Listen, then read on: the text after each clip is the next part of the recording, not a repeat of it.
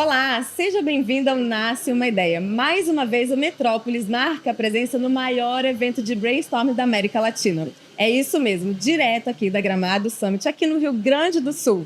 Vamos conversar com os protagonistas da inovação, do marketing, do empreendedorismo e de tudo aquilo que envolve uma boa ideia. Eu sou Vanessa Oliveira e te convido a acompanhar esse papo com quem está fazendo acontecer por aqui. Bom, eu estou aqui direto dos estúdios para as arenas, ela que se tornou uma das vozes e um dos rostos mais reconhecidos no esportes. Rafaela Tomás é apresentadora oficial da Riot Games, sendo uma voz e um rosto também da CBLOL. Rafaela, seja muito bem-vinda, é um prazer te ter aqui. Você que também é jornalista, né? Também, você passou boa parte do tempo no Rio Grande do Sul também, então duas gaúchas aqui. Isso, exatamente. Bom, Rafa, eu quero já começar você me contando um pouquinho dessa sua trajetória. Como foi você chegar nesse universo gamer, né? Que você teve uma trajetória diferente. Exatamente. Eu caí um pouco de paraquedas no mundo dos games e dos esportes eletrônicos. Eu saí aqui do Rio Grande do Sul para ir para São Paulo para trabalhar como modelo. Eu trabalhei como modelo 10 anos. Lá em São Paulo, eu resolvi fazer faculdade de rádio e TV, da nossa área, que me apresentou esse universo nosso de apresentação, de reportagem e tudo mais. E aí, logo depois que eu terminei a faculdade, eu comecei a trabalhar na Play TV, que é era um canal aberto, um canal pago também, funcionava das duas formas. E lá eu trabalhava com música. Eu cobria shows, eu comecei na parte indie, aí depois eu fui para cobertura de shows e aí depois eu fui para a parte pop. Eu tinha meio que um disco MTV da outra emissora. Assim. A gente tinha essa votação, os 10 melhores clipes. E aí, com o tempo, eu notei que estava tendo um outro público aí que estava crescendo bastante, que era o público de K-pop, que é a galera que curte pop coreano. Eu dei essa ideia na época para minha diretora, eu falei, cara, e se a gente começasse a fazer algo aqui com esse público que está crescendo e, tipo, eles interagiam bastante com a gente.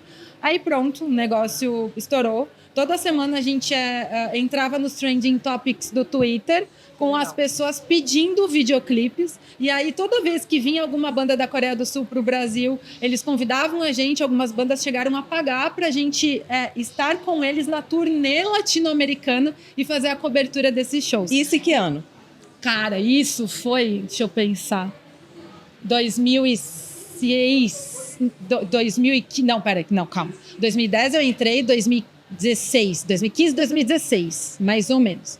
Aí, depois disso, eu meio que comecei a circular, como eu estava lá e que a gente falava bastante de cultura pop, eu comecei a circular por esse meio. Às vezes eu fazia umas coberturas da BGS, que é a Brasil Game Show, que é a maior feira de games que a gente tem aqui no Brasil. Então eu comecei a entender um pouquinho mais desse universo, mas era pouco. Até que, se eu estiver falando bastante, você me fala, tá? Porque eu falo. Até que, depois de um tempo, eu comecei a fazer uns vídeos para uma empresa que desenvolvia periféricos para quem trabalhava profissionalmente com games. Então, eles desenvolviam um mouse específico para quem joga profissionalmente, um teclado específico para quem joga. E aí, eu tinha um programa lá que a gente dava uma pincelada semanal em assuntos de esportes. Então eu falava, no CBLOL tá acontecendo tal coisa, mas eu sabia muito por cima. E foi lá que a Riot me viu. E aí eles viram os meus vídeos, a gente conversou e aí o resto da história. Tô na Riot há 5 anos já. Mas no começo eu entrei meio que de paraquedas, não era um mundo que eu realmente conhecia. Você saiu das passarelas, passou ali pela comunicação bem tradicional. E depois entrou nesse universo que é muito específico, né? E como é que foi essa preparação para entrar? Porque querendo ou não, assim, a gente precisa entender também um pouco do esporte, né? As pessoas costumam comparar muito com o futebol. Como que foi para você? Se você já tinha essa familiaridade com o assunto ou não? Eu conhecia o jogo, mas eu não conhecia a fundo para poder trabalhar no jogo.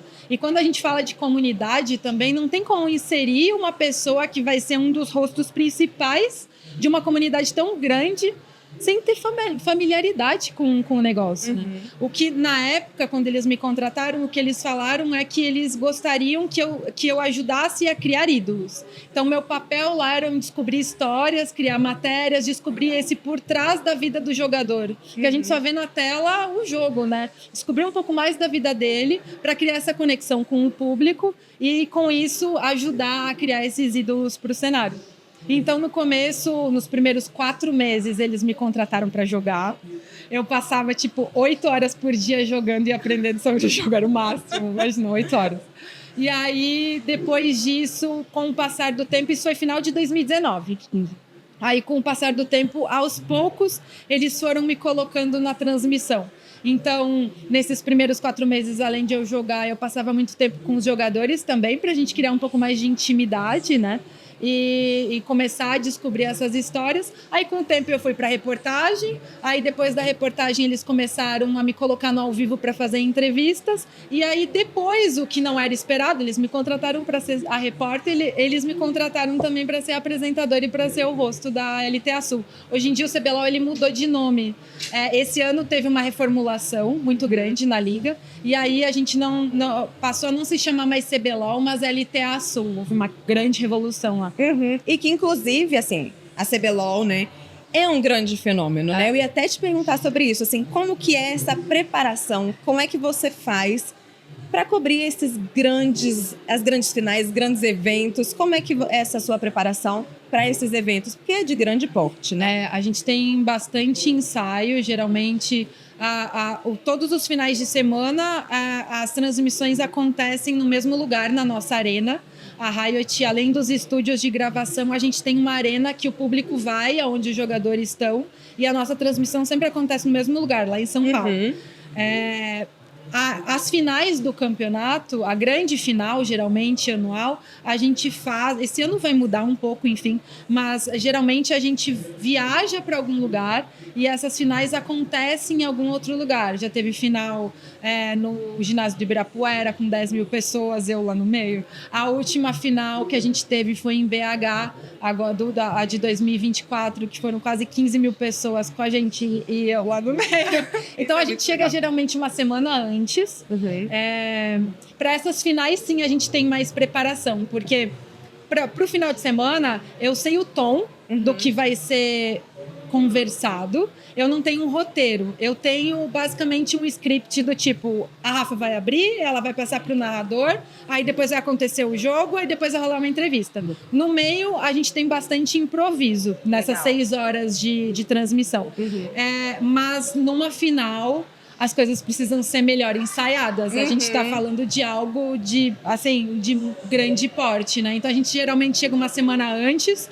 E aí a gente cria esse texto, tem ensaio da câmera, aí a câmera assim também, é tudo ensaiado, tudo muito ensaiado. A gente tem bastante preparação vocal também, tem uma fonoaudióloga que acompanha a gente pra cima e pra baixo, então rola mais preparação. E assim, você veio do jornalismo, já veio da comunicação dessa mídia tradicional. Como que isso também te ajudou, né? Porque, como você falou, são 10 mil pessoas ali, é uma adrenalina. E imagino que essa sua veia também jornalística tenha te ajudado de alguma forma. Até porque lá no início, que você falou, você foi contratada aí para criar perfis, criar esses personagens, né? Tornar esses gamers ter uma cara ali.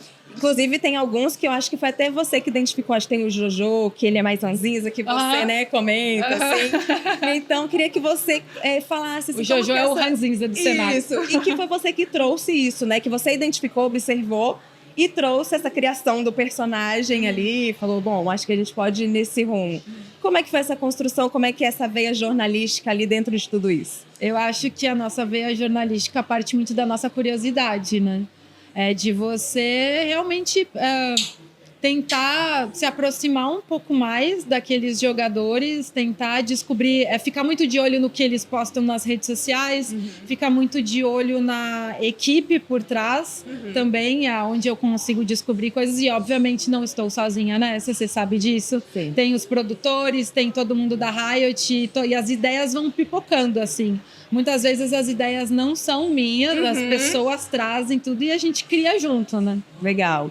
Isso é muito legal, né? Porque a gente vê a sua entrega, a gente vê Eu amo o que eu quanto faço. as pessoas também te levantam ali essa energia. Como é que você lida também com essa questão da adrenalina ali, né? Ai, menina, você sabe que no começo isso era um grande problema pra mim, porque eu travava.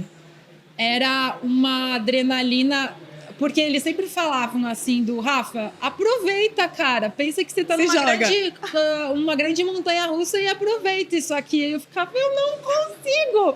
Eu vim de um lugar onde eu era a rainha do teleprompter. Eu lia frase por frase na época que eu tava na Play TV. Era tudo lido e era tudo gravado. E aí, de repente, eu tava numa transmissão de 6 horas, ao vivo, que não se usa teleprompter, que você tem que ter essa dinâmica, mas no começo eu travava muito, mas eu acho que eu sempre tentei ser muito sincera com a audiência também, sabe? É do tipo, cara, eu sei que eu não fazia parte da comunidade de vocês antes. Eu tô aqui pra aprender com vocês. Tá tudo bem se vocês não me aceitarem, sabe? Mas eu acho que talvez por eu ter me colocado nesse lugar inconscientemente na época, tenha dado muito certo, sabe? Porque eles me ajudaram muito também. Eles vinham me dar dicas, eles vinham, sabe, me falar coisas sobre o jogo também. Eu acho que isso ajudou. Isso eu ia até te perguntar, porque muita gente que assiste ao nosso videocast são pessoas também que estão iniciando em algum segmento. Às vezes uma pessoa que está ali iniciando nos gamers, que quer apresentar, né, que quer falar. E a gente vê muita gente criando conteúdo nesse sentido. E eu ia até te perguntar sobre isso. Que dicas você dá para quem que está nesse início, né? A gente sempre pede para deixar essa dica. Que você pode, que conselho, assim, já que você também veio de outro segmento, se jogou nesse universo, o que você pode falar para quem está começando? Eu sei que hoje em dia tem muita gente que fala que não é necessário fazer uma faculdade de jornalismo para estar atuando nesse nosso mercado, mas eu ainda considero assim de extrema importância a faculdade. A faculdade, ela não vai te formar 100% e te deixar especialista no assunto, mas ela te cria uma base e te mostra caminhos para onde você pode seguir, que eu vejo que alguns jornalistas que talvez não tenham formação, eles não falta um pouco de base ainda, sabe? Falta isso que você fez, falta pesquisa às vezes, falta um pouco disso. Então, toda vez que vem me perguntar, eu falo da importância que eu vejo da pessoa ter uma formação para continuar seguindo nesse mercado, assim. E como a gente está trabalhando num mercado que é totalmente online, a gente está online também. As pessoas têm muito mais acesso a gente. Então, não tenham medo de entrar em contato com a gente. A gente está ali vendo toda hora os inboxes, os comentários. Manda o seu currículo, sabe? Às vezes é algo que vai sobressair aos olhos de alguém, aos meus olhos. Eu posso encaminhar esse e-mail lá dentro da minha empresa, por exemplo, essa pessoa pode ter uma oportunidade também, né? Aproveita a ferramenta, você está na internet, aproveita disso, né? E o mundo hoje, como você disse, muito online, né? A gente está o tempo todo ali conectado. Eu vejo também que você posta, assim, direto, tá o tempo todo mostrando ali também. Como que é essa sua rotina ali também online? Você também procura mostrar para quem te segue como você trabalha ali? Eu tento ter um pouco mais de responsabilidade nesse sentido, sabia?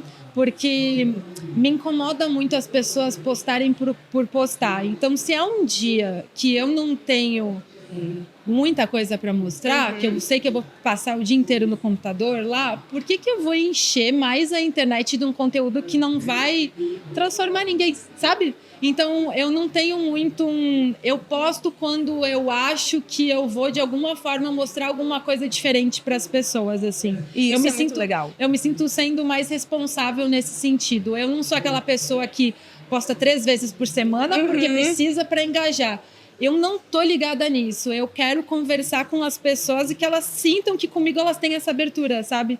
E eu sou essa pessoa eu não me importo muito com números, assim. Eu me importo, isso na também verdade. é um conselho, né? Porque você cria uma conexão real e você não tá forçando nada. Não, sim. Eu até tô falando para as pessoas, saem um pouquinho das redes sociais, tá tudo bem você não postar todo dia. A gente não precisa todo dia de post, né? Muito bom, Rafa. Eu ficaria aqui horas, porque eu sei que tem milhares de fãs. Quando eu fui, quando a gente trouxe o seu nome A gente tem pessoas, inclusive, na nossa equipe que falaram assim, conversa com ela. Tem um lauzeiro aqui. Ela é maravilhosa. Então, assim, eu te agradeço demais a presença aqui. Obrigada. Teria 1000 perguntas para te fazer. Queria saber mais como é que é a sua rotina, seu dia a dia, seus jogos, tudo. Mas eu te agradeço a presença. Obrigada. Foi um prazer te conhecer. Obrigada, gente. Um beijo pra vocês. Bom, o Nasce Uma Ideia fica por aqui. Se você quiser acompanhar esse e outros episódios, entra no metrópolis.com, nas nossas redes sociais e no nosso canal do YouTube. Até a próxima.